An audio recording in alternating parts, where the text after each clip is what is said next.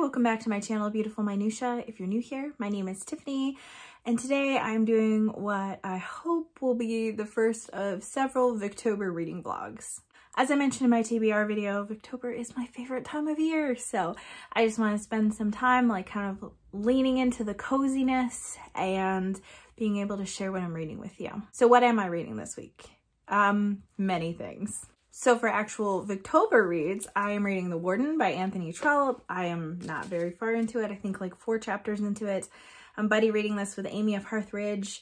So far I'm enjoying it. I'm having a little bit of trouble understanding some of the religious context that there is because the warden is a guy who's like basically in charge of the choral singing, directing of the church. And he has like a certain amount of money that he's getting every year, but now there's some sort of contesting of the will that stated he was supposed to receive a certain amount of money and that it's supposed to be going to these other people who live in the hospital that the church is in charge of. And so it's just kind of like a little bit of a foreign situation for me, but I am really enjoying it so far and finding Trollope to be quite readable. I'm also reading some Oscar Wilde short stories. This past weekend, I read The Happy Prince, and oh my gosh, I thought that Oscar Wilde short stories were gonna be funny. That one's not at all. Oh my goodness, it's beautiful and made me tear up just a little bit. And then this morning, I also listened to the audio of The Canterville Ghost by Oscar Wilde. That one was hilarious. So I read both of those with Dia, and that's just been really fun. We're definitely reading The Selfish Giant from here as well. So hopefully I'll get to that at some point this week. I'm also listening to the audiobook for North and South by Elizabeth Gaskell. This is my second go around with North and South. The first time was less than wonderful, but my expectations were also super off. I'm only about 4 chapters into that one, and I am enjoying it so far, but I actually really did like the beginning when I read it the first time. Like, I love the country setting of her home and all that kind of stuff, but I know that they end up moving into the city, which is where the clash of North and South comes in. I'm also reading a couple of other books this week because that's not enough books. Apparently, I'm reading An Autumn War by Daniel Abraham. I am probably about a third-ish of the way through. This is book 3 in the Long Price Quartet. I loved book 1. Didn't love book 2. It was like okay, but I had a lot of trouble getting into it and didn't really enjoy most of the characters. I'm actually enjoying this one a lot more than I liked book 2. So I want to finish this week because I've had it out from the library for like way too long. I'm really lucky that my library does not do late fees, or I would be in big trouble. And then I have also started Orion and the Starborn by KB Hoyle.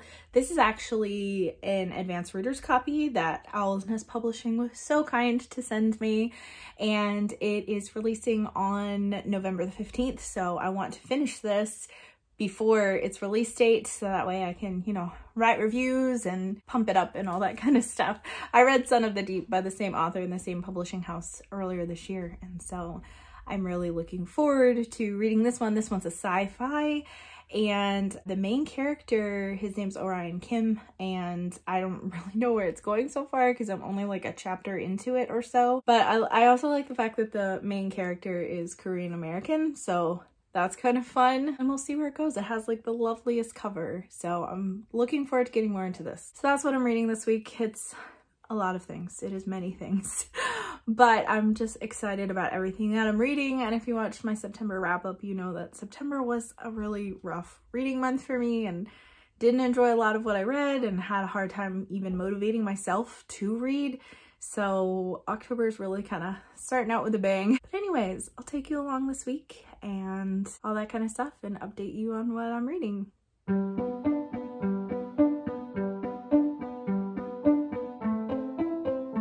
A lighter, cleverer, more worldly man, and as such dissonant to Mr. Hale.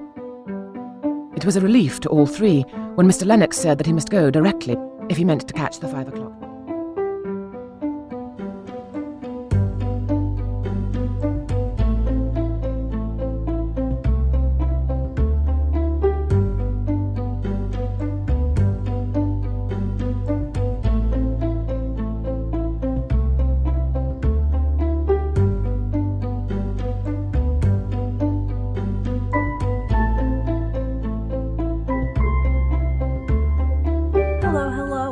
update time. It is Thursday afternoon. Normally we would be at our homeschool group, but it got canceled this week. So we're just kind of having a chill day. We did some school. It's actually fall break right now for our public schools. So Claire's gonna have a friend come over in a little bit. I think we're gonna go to the library for like craft time, maybe go to a playground. Anyway, reading update time. I have made a decent amount of progress in The Warden. That doesn't look like a lot. It's 72 pages. I've read the first 8 chapters, but this is all that's left. Like overall, it's only 180 pages. So I'm only like 20 pages off from being halfway through with The Warden, which is pretty good progress, I think. I'm really enjoying it. It has some really kind of more subtle humor in here that I absolutely love. In case I didn't mention it, there's basically some accusation that church funds are not being used the way that they're supposed to be. So Mr. Harding, who is the warden, who's the one kind of in question, he is caught between this young man who loves his daughter and his daughter loves this young man, and he's the one kind of making the accusation. And then the archdeacon, or is it archbishop? One of the two, who is actually his son-in-law, married to his other daughter. And so he's caught in between these two extremes, these two people, and he's very meek and mild-mannered. And so he just like wants the whole thing to just like go away quietly. He doesn't really care what kind of decision anyone comes to. He just wants there to be peace. He doesn't like conflict. But his son-in-law is hilarious. It's like cracking me up. He's very pharisaical, very hypocritical, kind of like his way or the highway, and he doesn't really respect anyone else's opinions or even want to listen to them, including his father-in-law. And it's just, the way he's described really cracks me up. And the workmen, or beadsmen actually, I think they're called, they have a nickname for him, and it's Calves. And it's because of the pants that he wears that show off his shapely calves, which he's clearly very proud of. And I think it's really funny because in another passage, Trollope describes his clothes and says that like at the bottom, he shows off his well-turned leg. It just was cracking me up. In addition to that, the young man who is kind of accusing the potential mismanagement of funds, his last name is Bold. And then the lawyer who is chosen to represent the church, his last name is Haphazard.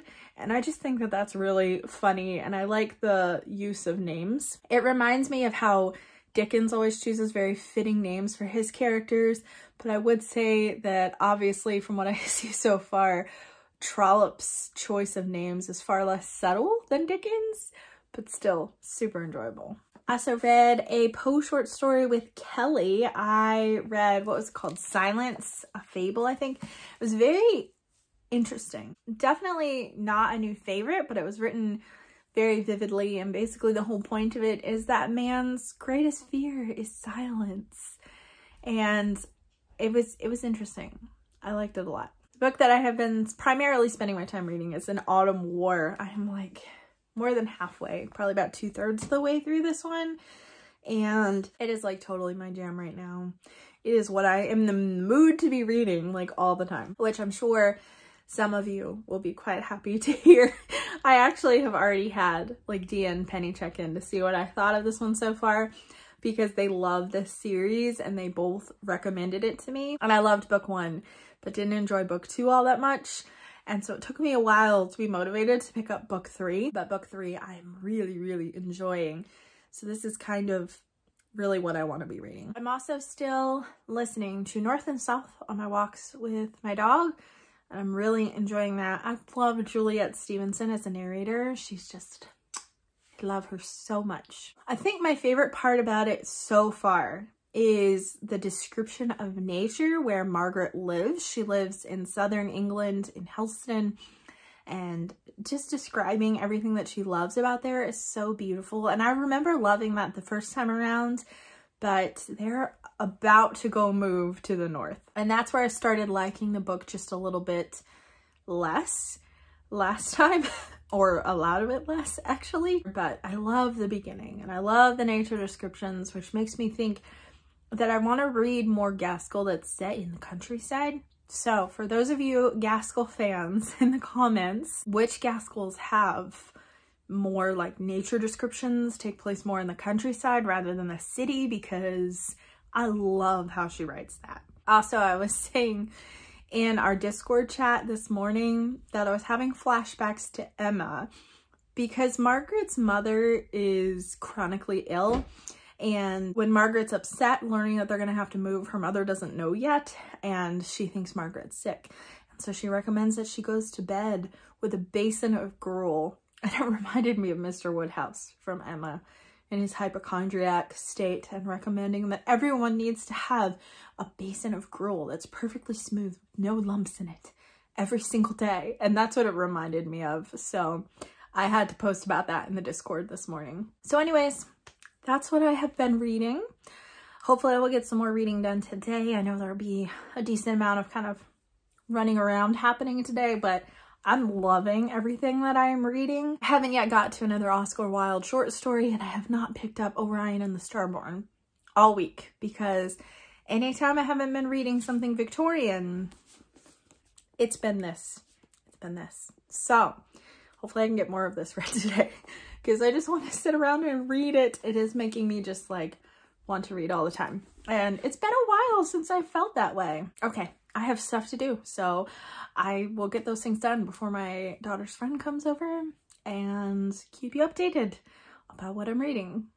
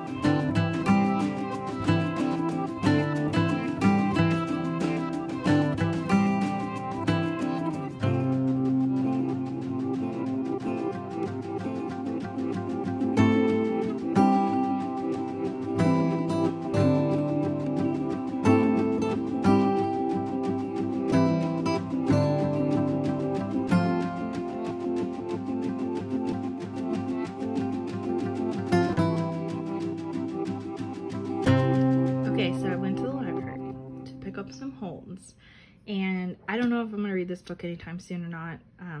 I just heard good things about it, and so I thought it might be a good book for when we go to the beach next week, but ignore the book, that's not the point. My friend who works at the library had these bookmarks, and she gave me one, which is really sweet, but they are the cutest, and I have to show you. Look at that. It's like a little sprout. It's so cute. Hello, it's Sunday, and I'm gonna do one more update before this vlog is finished. I'm sitting in the library because I just finished filming some videos. So I'm gonna share with you because I did finish a book. I did finish An Autumn War by Daniel Abraham. And I'm not gonna say a lot of it because it is the third book in a series. So to say too much would be really spoilery, but I really liked book 1 of this series, and book 2 I didn't enjoy as much. Book 3 totally redeemed itself for me. Like, I think I liked it just as much or almost as much as book 1, and I really loved it. I feel like this book had a lot more action than the last 2 books, and in some ways was more compelling. And some of the characters from the past books who kind of drove me crazy actually redeemed themselves a little bit in this book. So yeah, finished this and loved it. I also read a couple more short stories. So I read another Edgar Allan Poe short story. I read The Sphinx, and I really thought that this one was interesting and fun. It's one of his satire works, so it's not a horror at all. And it's about this man who is in New York City around the time of the cholera outbreak. And it's really interesting because I feel like it is a very good story about how fear can warp your perception and your reality of what's happening around you. So the ending of it actually cracked me up a little bit. And then I read The Selfish Giants from this Oscar Wilde collection, and Dia and I have decided to go on in this. So the next one in mine is The Devoted Friend, but I have read the first two in this. Both of them were so, oh my gosh, heartwarming and sad at the same time. And I love them both so much. And then you probably saw a clip. I started Romanov by Nadine Brandes. And this is interesting. This is a historical fantasy. So it's taking like real historical characters and historical settings, but it's putting a fantasy twist on them. So in this case, it is the Romanov family, and Anastasia is our main character, but there's like a magical thing going on where there are like spellcasters, and the Bolsheviks are coming in and trying to kill and ban all spellcasters. And Rasputin was like one of the best spellcasters, and so they killed him, and they don't know that he started training Anastasia how to do these spells, and she's like trying to use what she can to help her younger brother who has like a blood disease. But at the time, in the setting of this book, they have been captured by the Bolsheviks and they are in exile. So it's actually really making me want to read. I have a couple Romanov books and it's making me want to read one of those. So that might be what I dive into for Nonfiction November. But it's interesting. And it has like the loveliest cover. Like, it's so pretty. This author wrote a book called Fox, not like F-O-X, like Guy Fawkes. And that was a historical fantasy as well. I think I rated that one like 3.5 stars though, because I think that these are intended to be YA books. And that one definitely had some like really YA elements to it that I didn't love as much. So we'll see if this one does. At this point, I'm about 100 pages into it. I'm also still reading The Warden. I'm through chapter 15 and I don't have my book with me. So I don't know how much longer I have. I have been listening to that on audio the last couple days more than I have been reading it physically, because I would like to finish it because we're going on a trip next week, my husband and I'm buddy reading this with someone. So I'd like to finish it so I don't have to really worry about Foxer check-ins or accidentally ignoring people or anything like that. It'll be easier for me to check in. So yeah, I guess that is the end of this reading vlog. It has been a really great reading week and I'm really happy to share my first week of Victober with you. My plan is to continue these through the weeks of October, just kind of a weekly snapshot into my life and what I'm reading and what I'm up to. So hopefully there will be another one of these next week. I'd love to hear from you in the comments down below. Have you read any of the books that I'm reading? What were your thoughts? What have you been reading? Hopefully you have had as wonderful of a reading week as I have. Thank you so much for watching. If you like this video, please hit like and also subscribe so you can continue to see more bookish content from me. I will see you again next time.